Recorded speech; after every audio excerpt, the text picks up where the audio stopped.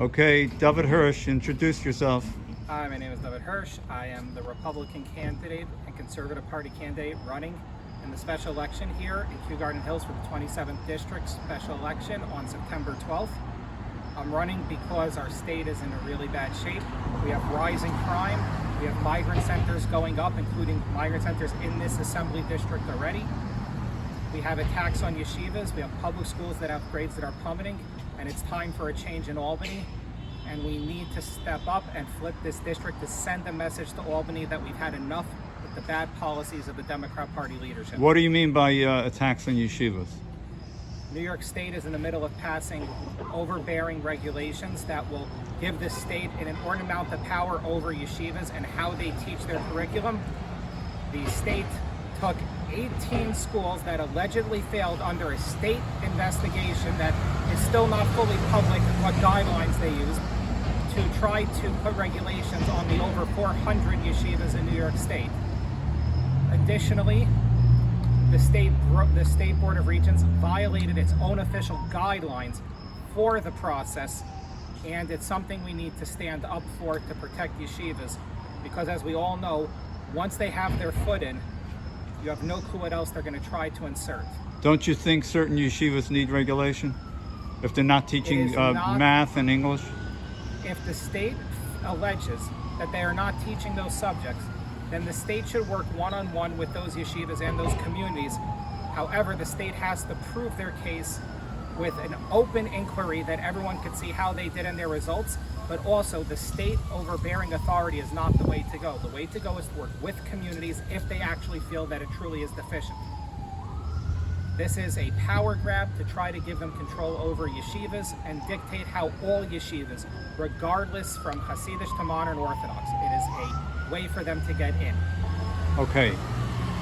Is crime gonna, the fight against crime gonna improve under the Democrats? Can you repeat that? Is the fight against crime in New York City and in Queens gonna improve with the Democrats? Well, as we see, the Democrat Party leadership put in cashless bail. In fact, we've even been visited in this district supporting my opponent, the architect of cashless bail. And the problem is these are the policies of the Democrat Party. If we have a Democrat in, there's no reason for the leadership to say these policies need to change. It tells them that everyone's fine with what they're doing. Electing a Republican sends a message: we do not approve of cashless bail and all their other bills that are pro-criminal, that allow for criminals back on the streets, that allow for rising crime, where people who attack Jews on the street get slap on the wrist sentences, like the guy who got 2 years for brutally beating and hospitalizing a Jewish man. And we also see with Asian crimes, someone who knocked out an Asian old lady got only 14 months. These kind of policies are not going to change unless the leadership sees that people are upset and are voting against them. As long as people vote for Democrats, the leadership sees no incentive to change. But your opponent says that he's gonna reform cashless bail. What is he gonna do? Well, what does he mean by reform cashless bail? Does reform cashless bail actually mean eliminating it? Does it mean tweaking it slightly? Does it mean modifying a lot? I want to know what he means by modify. It's a vague term that has no substantial meaning. At the same time, one freshman Democrat in a legislature that his vote in his own party's caucus is not going to make a difference, is not going to have any influence to impact change directly. So how would you make a difference? The difference is a Republican getting elected sends a message to the other moderates. 3 moderates lost in Brooklyn last year in 2022's election. A district like this flipping in Queens, coming into next year's elections, you're going to see a lot of moderates becoming very nervous about their seats. And that's where the change is going to come. Not the Democrat Party leadership, but moderates realizing that they could potentially lose their seats. And that's where the change is going to come from. It's less so me, but more the impact of flipping a district and the message it sends. What about the argument that poor people can't afford bail, and you're just criminalizing poverty if you have bail for poor people? The old bail system, which was very subjective by a judge, was problematic. What I want to do is do what's called proportional bail, where the bail amount is set based on the severity of the crime. and how many offenses a person has. When you have someone who has over 100 offenses for shoplifting and robbery and is right back out on the streets, what does that do? It doesn't send a message anything if there's no cash bail. If in proportional bail, based off of the severity of the crime, whether there was property damage, someone was threatened, the value amount, a bail is set based on that, and there'll be a formula. And at the same time, once a person's committed a certain number of crimes, they lose access to bail. Proportional bail is the way to go. The old system was flawed, but the new system is worse. What we need is a system that takes into account the severity of the crime and adjusts accordingly. What about if things are just left alone the way they are? Don't you think they'll improve? Well, we've been seeing in New York rising crime. We're seeing stores getting robbed left and right. We're seeing robberies on the increase. Cars are being broken into regularly. Many stores, you go to a pharmacy, everything's locked up now because of all the robberies. You're seeing that businesses in certain neighborhoods are shutting down. It's worse, and we see New York becoming more and more like San Francisco, and that's not a direction we want to go in. Yeah, but murders and shootings are down.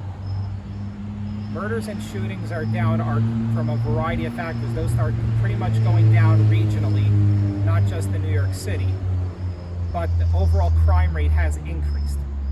And cashless bail, murderers never got cashless bail anyways, so that's not the part that's affected. It's the robberies, it's other types of crimes on the streets that are the ones that are affected. All right, so how are we going to improve the fight against anti-Semitism? How are you going to improve that? Well, one, we need to put more money into combating hate crimes. We need stricter laws about sentencing for people who commit hate crimes.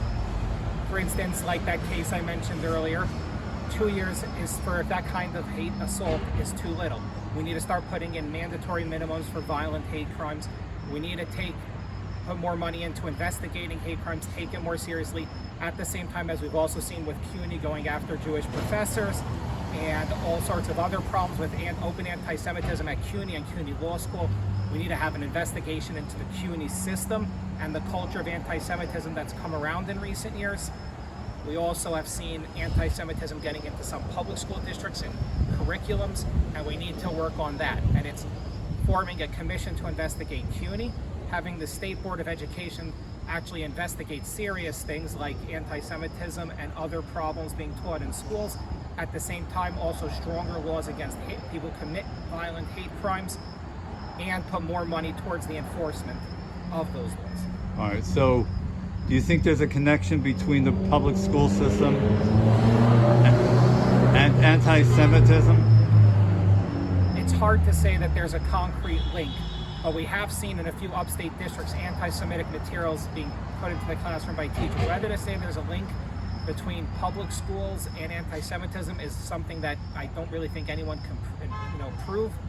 There's just a general culture right now about anti-Semitism I think is the more pressing issue to counter.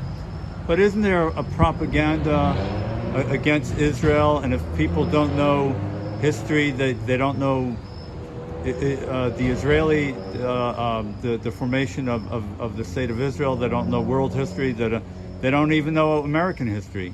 What would you do to fortify students so they shouldn't be so susceptible to propaganda? Well, I think the key thing is making sure that the materials that are approved for public school use have been properly vetted to make sure that they don't contain false information. Because we've seen anti-Israel propaganda being pushed into public school classrooms by teachers and advocacy groups. We need to make sure that materials allowed into the classroom have met certain standards. At the same time, as you mentioned, people don't know American history. We don't really teach American history anymore in the schools the way it should be taught. We're teaching a very politicized narrative rather than focusing on the key facts about America's transformation to where we are today. And there's a lot that needs to be fixed on. There's a lot that we need to work on. At the same time, it's making sure the material teaches what it's supposed to, doesn't contain misinformation, and is appropriate, because public schools are government funded, and therefore the government has a say in what goes into them.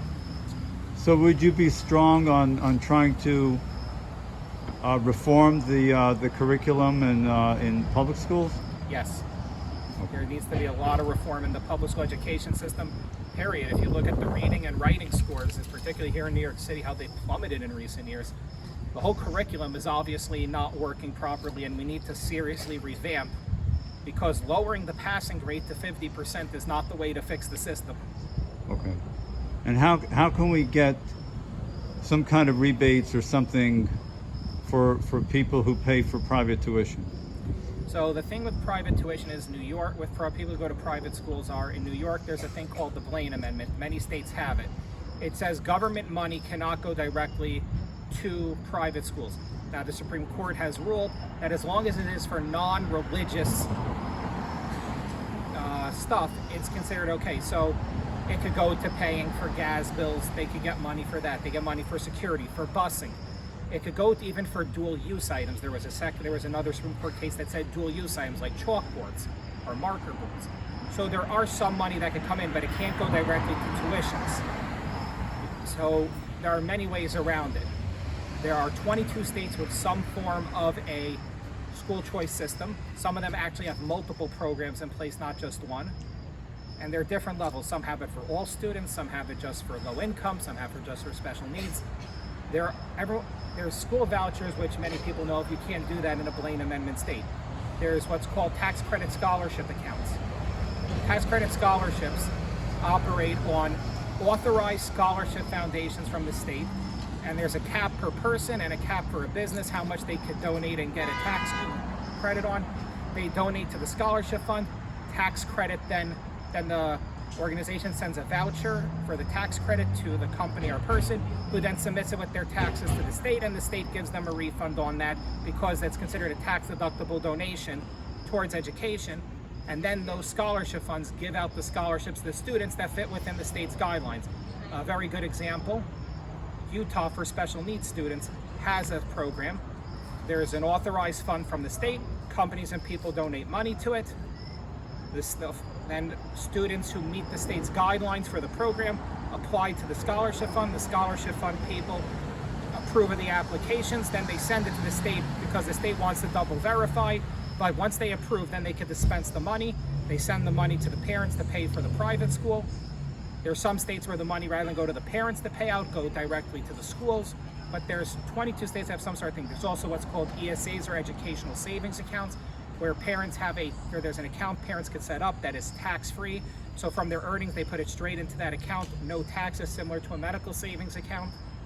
There's a few other programs out there, but tax credit scholarships is usually considered the easiest to implement, the simplest to implement, and it's one that gets around all the Blaine amendments. So I would advocate for New York to start some form of a tax credit scholarship program, whether it starts off just special needs kids or it only starts off just low income. You want to get a basic program in place which can be expanded later, but you need to get something in first. According to the Blaine Amendment, why can't secular education be compensated for? Well, it's religious education because the school is a religious institution. It's to prevent transference of public funds to religious institutions. Yeah, but they have a secular department. Right, but because it's under the same school, the same tuition, same everything, that's where the issue is. The only way to there's no way to get around that because it specifies about the school having a religious But all the other ancillary things are also part of the right. religious institution. How do they get around that? Well, because it's not for tuition, it's for textbooks, for busing, for chalkboards, because those things were a gray area under Blaine amendments, but also the United States Supreme Court said that that under federal law, you couldn't deny those kind of fundings for those kind of things. But for tuition and those related would violate the Blaine Amendment, and the Supreme Court has not ever ruled against that. The Blaine Amendment was started at a time when people were afraid of the Catholic scare, and it was designed to prevent Catholic schools because they were afraid of the Catholic, mass immigration. That's where it comes from. So it's rooted in a history of religious bigotry, and Jews, like always, just got caught up in it too. Was the Blaine Amendment ever tested? It was not tested in the Supreme Court. There have been cases involving Blaine amendments from various states in the courts. Certain aspects of it can't be held as rigid as others, but the overall concept for tuition has been upheld, as far as I know, still till today. Okay, so the MTA needs money. Does a lot of that have to do with fare beaters? Well, out of the MTA's 900 and something million dollar deficit, about 500 million is from fare jumpers. So that is about half. At the same time, the MTA, as we all know, is poorly managed. There's a lot of waste, a lot of issues with how they're spending their money. The MTA has reached the state where we need to do a wholesale top-down reform in how they spend their money. Because there's, aside from fixing the fare jumpers, which is an issue that's $500 million a year, there's all this other money that's being lost, and the MTA has ignored experts who have said there are other revenue streams to bring in money. They've ignored experts who have pointed out areas where there's massive waste. And what we need to do is make sure that the waste is cut out of the system. We need to add in those other revenue streams and make the MTA better functioning and financially healthier. So you wouldn't do it through congestion pricing? Congestion pricing is just a way for the state to punish people who need to drive into work because from where they live, they may not have the best access to public transit, to help subsidize the incompetence of money handling at the MTA between dealing with fare jumpers or areas of waste and other problems. It's a short-term solution. It's not going to solve the problem. It's only going to cause more problems and put a burden on many working New Yorkers who need to drive into Manhattan to work. Do you think it's going to kill off business in Manhattan? It will definitely affect. Kill off is a little strong. Manhattan is such an economic behemoth, but it definitely will hurt because many people are going to have less money to spend when they come into work. And people spend money locally near where their places of occupation are. What else do you want to say why you should be elected assembly member here? Well, I want to be the representative for everyone in the 27th district. I don't want any of the areas or neighborhoods to feel ignored. I want to have an open door policy where everyone is welcome to express what they feel are the issues of the district and explain why, and I'll listen and try to see what can be done. I feel that far too much right now we have politicians who focus on just one or two areas in their district and ignore the rest. I want to make sure everyone's represented, and I also feel that electing me also sends a message to Albany, to the Democrats, that we're fed up with their policies and that the moderates who are going to fear next year for their re-election to maybe start standing up to their leadership on many of these issues. Why do they need to stand up to leadership? Things are pretty hunky-dory around here. Well, how do you think all these pro-crime policies or some other radical left-wing laws pass? And you see many moderates, including our former assembly member, signs off and voted on a lot of these bills. Why? Because there's a limit how much they can resist their party. There's a limit. They're afraid to resist their party leadership. If we send a message, moderates will start realizing there's between listening to the leadership or doing what their districts want. They're going to start ignoring the leadership, and we're going to start seeing it brought back to where their policies were about a decade ago. How much did Dan Rosenthal go against the leadership? Not often. He did vote against cashless bail, but he voted for most of their criminal justice legislation. He voted on most social issues with the party leadership, including some things that are very problematic for our community. Like what? On a lot of LGBT stuff, on abortion issues, but that's what he was afraid to defy them on too many things, and I feel that he should have resisted more. We see that there were some Democrats who did resist more. The party did not like them for it, but they're still where they are, and we could have had a bit more resistance to a lot of these issues. But Sam Berger is going to be a man of his own, right?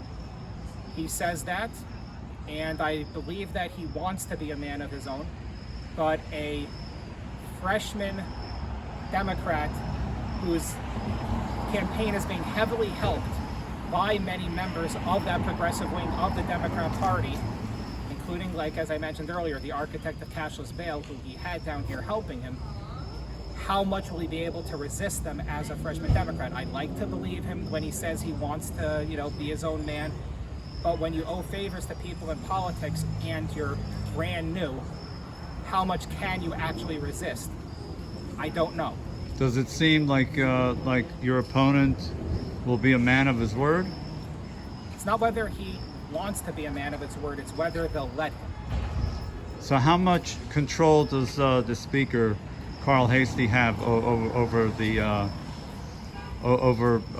Berger's voting record, do you think? I would say it most likely is a lot, considering how much he's provided help and assistance to the campaign.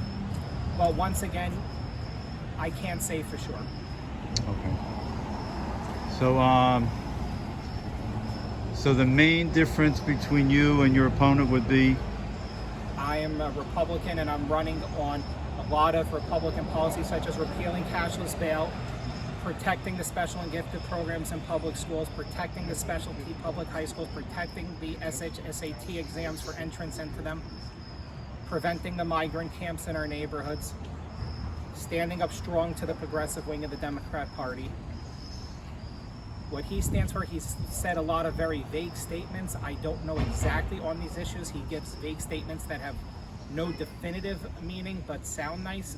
I'd like him to stake out his positions a little stronger, other than they fix cashless bail. What does fix mean?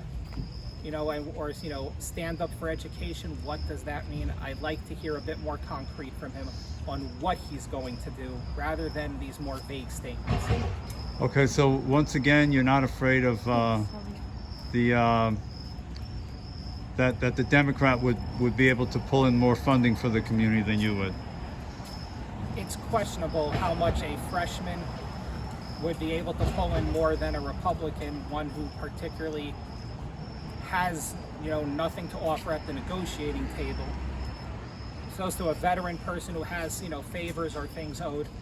And I think as a freshman Republican, as I was told by Will Barclay, the Republican leader in the Assembly, you vote your district first and you vote the party second.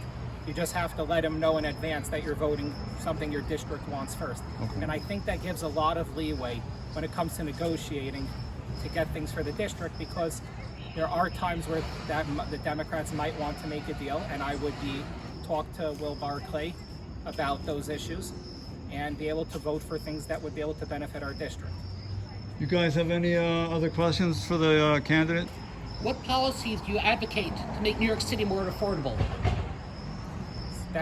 Most of what New York City affordability laws are related to New York City zoning and housing, and that's kind of out of the state's jurisdiction. The state does provide funding to the public housing complexes, but that is for existing. Public housing complexes are built by the city and managed by the city. Zoning laws are by the community boards and the city council and the city government. So to make more affordable housing in New York City, there is no real solution that the state could do other than pump tons of money into new public housing complexes, and I don't think that's something people here want. People don't want massive new public housing complexes. There are some solutions that could possibly help that I'm looking into, such as New York requires, for instance, to purchase a house or apartment, 20% down payment. Some states have it if it's your first time purchasing, a lower amount. Some states also offer that for if you're first time purchasing your house, you get to write for the first X number of years of your mortgage, the amount you're paying off against your property tax. There are other state things. How they would work in New York, they'd have to be each investigated, because New York has its own financial structure. But there are programs used in other states like New Jersey and other states that we could look into to see perhaps one of those, because if people either could get their mortgage partially off against their property tax, or if they can have a lower down payment for their first property purchase, it might make it easier for people to purchase. But to make overall more affording and get down the prices, the only way to really do that is massive building of public housing complexes and low-income housing, and I don't think that's what people in this district want. So you mentioned this on a city level, and today you tweeted out that we should support GOP candidates on for the city council. How do you feel about Jonathan Rinaldi? I do not know Rinaldi. I have nothing to do with him. I feel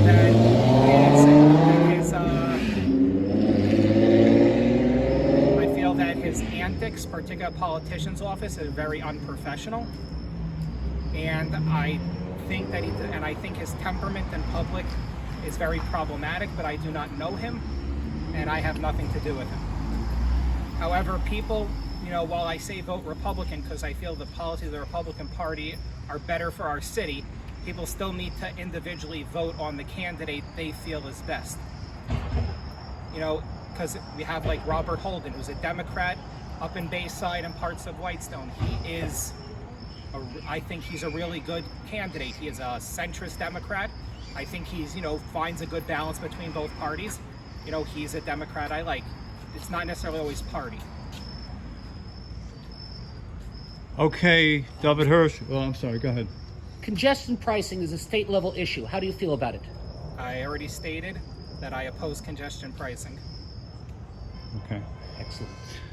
Okay, David Hirsch. When's the election? September 12th is the election. September 2nd starts early voting. September 2nd is the last date to register to vote. And August 28th is the last date to request a mail-in absentee ballot. Okay, thank you very much. Thank you. Be well.